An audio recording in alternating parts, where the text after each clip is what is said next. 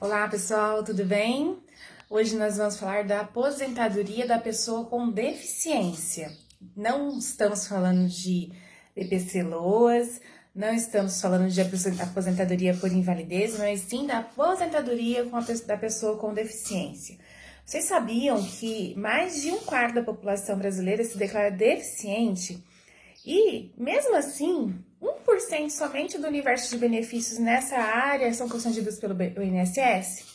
Pois é, gente, esse tipo de benefício ele é muito pouco explorado, porque as pessoas sempre confundem a incapacidade com a deficiência.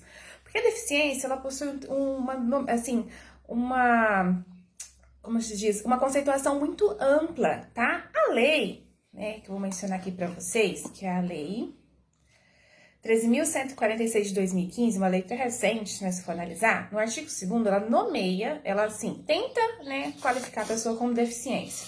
Considera como deficiência aquela que tem impedimentos de longo prazo de natureza física, mental, intelectual ou sensorial, o qual, em interação com uma ou mais barreiras, pode obstruir sua participação plena e efetiva na sociedade em igualdade de condições com as demais pessoas.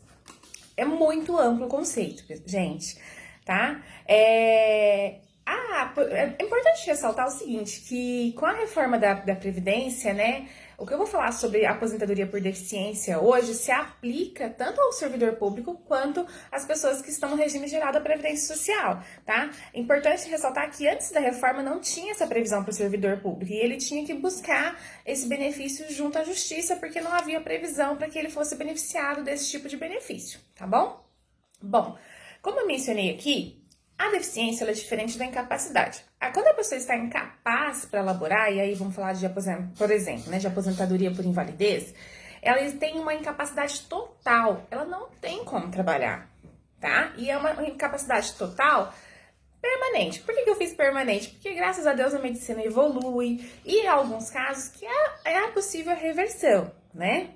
Então, essa pessoa que está incapaz para trabalhar totalmente, ela vai entrar num tipo de benefício que é a aposentadoria por invalidez, tá bom? O deficiente, né, se ele não for incapaz, né, porque o deficiente também pode ser incapaz, né, se ele não tiver uma incapacidade para elaborar, ele consegue trabalhar.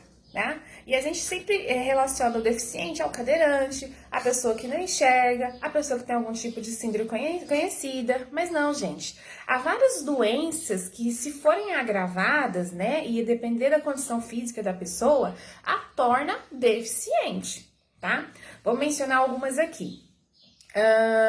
Olha, LER, por exemplo, que é uma doença, assim, teoricamente muito comum, né, em professores, bancários, né, profissionais que lidam muito com os braços e com as mãos, né. Tem pessoas que têm um grau de LER tão elevado, que ela não consegue abrir as mãos, ela não consegue levantar os braços, né. Isso é um tipo de deficiência, tá? Então, eu espero que vocês tenham meio que compreendido aí, que a deficiência, ela não limita-se, né, o que a gente conhece por deficiente. Você pode ter tido tem uma doença que te deixou sequelas tão graves que te torna deficiente, né? E quando você se torna deficiente? Quando essas sequelas, elas te impedem a concorrer na vida social, seja para o trabalho, seja qualquer outra situação, com as demais pessoas em condições de igualdade, tá? Não é só para aquelas pessoas que se configuram, não se enquadram em cotas para concurso, cotas para trabalhar. Não, gente. Essa doença, esse tipo de deficiência, ela te cria barreiras sociais. Por exemplo, tem um caso, né, que eu vi um professor comentando, de paralisia facial. Gente, vamos supor que uma modelo tenha paralisia facial, né? E essa paralisia, ela não se reverte. Né, que tem situações que ela é tão grave que pode ser que não se reverte, né? Tem que ter longos tratamentos, né? Aquele período que ela passou por aquele problema, né? Ela tornou incapaz para trabalhar? Não, se ela pode fazer outra atividade, né? Agora, para modelar, ela ficou totalmente incapaz, né? Eu digo até que, na verdade, não incapaz, mas deficiente. Tá? Então, há situações e situações que tudo tem que ser analisadas individualmente em cada caso. Miriam, mas quem que vai dizer, então, que essa minha doença me tornou deficiente? Bom, Aí, gente, é o seguinte, é realizada uma perícia junto ao INSS, quando você entra com esse pedido. A perícia é uma perícia especial, tá? Porque ela é uma perícia que vai ter a participação de vários profissionais, no mínimo tem que ter a participação de um assistente social e de um médico, tá? E aí eles vão ponderar o seu caso, né, relacionado à sua pessoa, né, e quais as barreiras que essa doença, as sequelas dessa doença tem tem atingido na sua vida, tá bom? Nessa perícia também vai se pontuar qual que é o grau da deficiência, porque para efeitos de aposentadoria por tempo de contribuição, vai levar isso em consideração o grau da doença. Então, vai ter de leve, moderado a gravíssimo, tá? A grave, na verdade. Então, assim, essa perícia ela é essencial. Sempre o INSS acerta nessa perícia? Nem sempre, tá? Vez ou outra, você vai ter que demandar judicialmente se o seu médico não concordar com a avaliação do INSS. Aí é feita uma perícia judicial, da mesma forma, né, com vários profissionais, no mínimo o assistente social e o médico, que vai avaliar a sua deficiência, tá bom? Bom, para aposentadoria por idade, basta que a pessoa esteja trabalhando 15 anos na condição de deficiente, então não é assim, tempo de contribuição somente, eu tenho que ter 15 anos na condição de deficiente, tá, gente? E o homem ter 60 anos e a mulher 55 anos.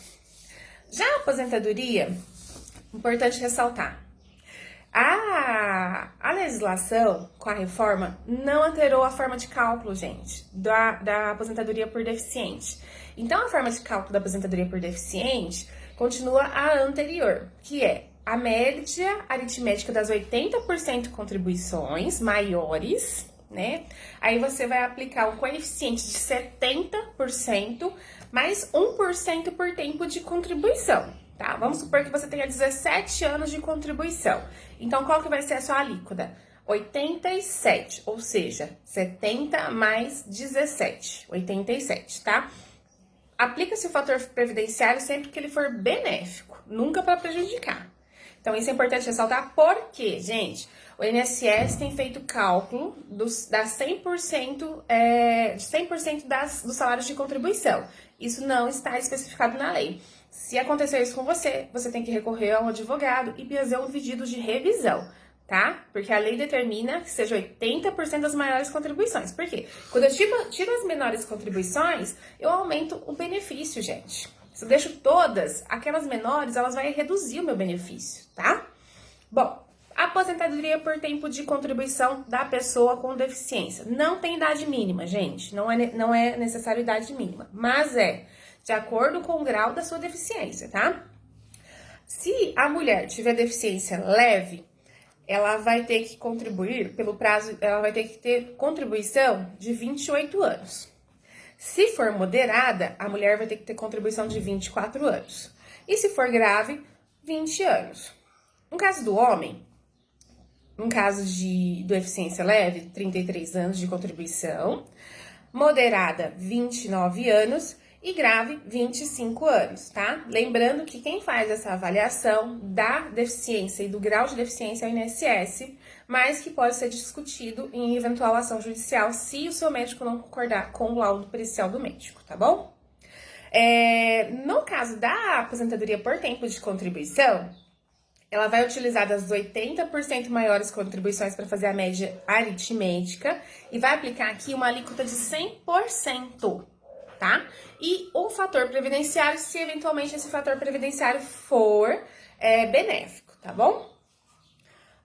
Vamos lá. Vamos ver se tem mais alguma ponderação para fazer. Documentos para realização da perícia. Gente, eu acho que isso é essencial, tá? Vocês saberem. Documentos pessoais, RG, CPF, carteira de trabalho, comprovante de endereço, laudos médicos, prontuário médico, exame médico de todo o período da sua deficiência, tá? Organizado de forma cronológica, inclusive. Notas fiscais se você precisa de algum equipamento, né, para te ajudar a auxiliar no dia a dia. Documentos de órgãos que comprove a sua deficiência, né? Pode ser carteirinha, pode ser a própria CNH, isenção de imposto de renda, tá? Tudo isso é um acervo probatório para você levar no dia da perícia, tá? Como eu disse, a perícia é uma perícia ampla. Ela vai analisar várias questões não somente a sua doença. Então, o foco não é só a doença, mas sim as sequelas e as barreiras que essa doença determina na sua vida social, tá? E para elaborar, tá certo? Bom, espero que vocês tenham compreendido, no caso da aposentadoria da pessoa com deficiência, né, que ela não é aposentadoria por invalidez, né, que a pessoa pode estar deficiente e laborar com dificuldades, mas pode laborar, né, ao mesmo tempo a pessoa pode estar deficiente e incapaz, se ela não tiver condições nenhuma de laborar, tá bom? Espero que vocês tenham entendido, né? Fico aqui à disposição para perguntas, questionamentos, indicações de vídeo e siga a gente aí nas nossas redes sociais, que sempre tem algum vídeo de modo a esclarecer vocês sobre essas questões previdenciárias, tá bom? Até mais!